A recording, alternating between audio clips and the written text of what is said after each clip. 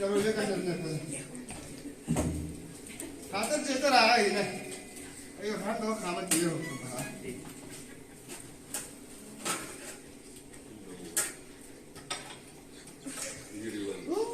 Alhamdulillah. Ya bu. İmtiyaz bıraksa kabul eder. Tabii bu kırdık kendine hava.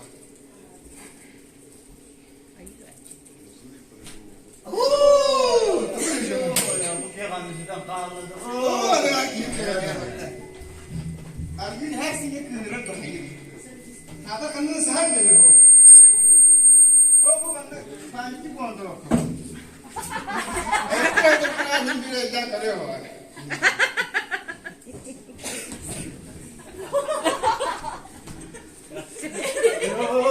Gider ola kanna bakayım da bana. Ola bu katı şuna kaldı. Bakayım daha da burada tutuğum da. Bak aynı bu. Olursa nasıl kolaydı? Panik kavantı var bu tarafta bana. Bakın. Şu hem rafta var. Abi bu da bana doğrusa. Ne yaptı o vakti? Ne yaptı o vakti?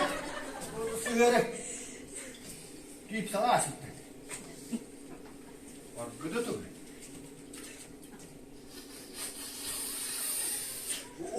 Oh. Oh. Gitti da. Ne verdi da? Ustok kata bir anne var. Oy, şimdi görüyor ya. Yo ya bu böyle. Böyle da. Yo da gelecek de bu arada. Ben de kimde? Hani gelenler körböteller. Ahmetlikten artık orkut derler. Sonra diyekte oldu, yola diyekte dibe ha. Atım olan.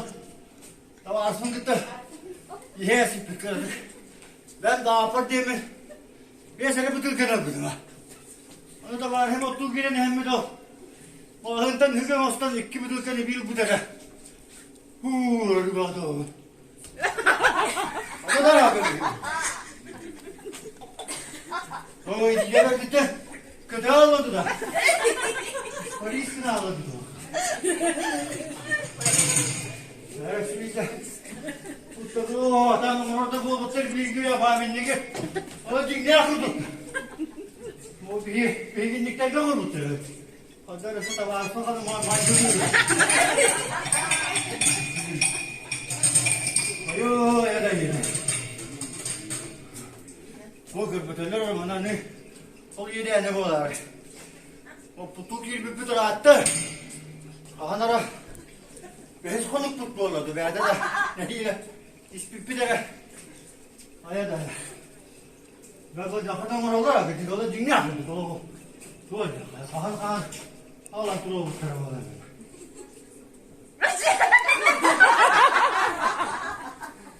Kurduktum orada dinle kurduktum.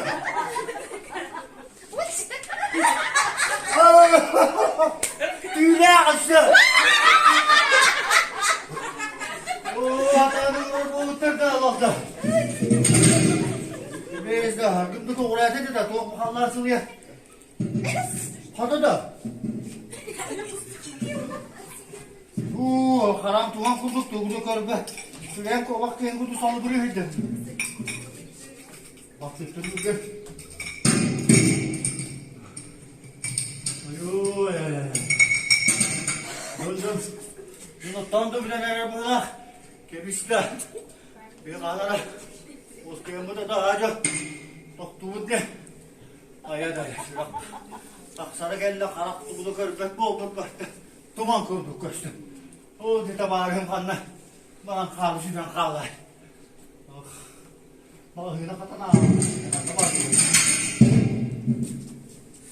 Kebiz, kapı tuğul. Ooo dedem kayda. Bu kadın. Bir de öldü kadar bunu. Göre açık.